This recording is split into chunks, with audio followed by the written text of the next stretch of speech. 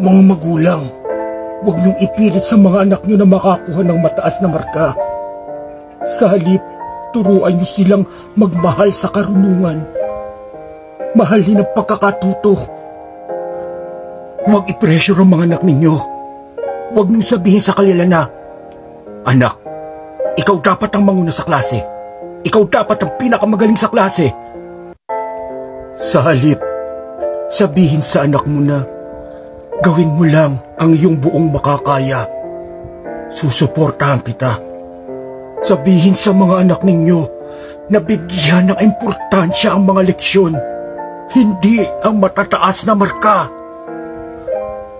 Dahil ang mga leksyon na kanilang matututuhan ay kanilang magiging sandata para ipaglaban sa masalimuot na buhay na ito. Hindi ko sinasabi na makontento na sila sa pasang-awa o 75. Dahil kung bibigyan nila ng halaga ang pagkakatuto, susunod na ang mataas na grado. Hindi mape-pressure ang anak mo.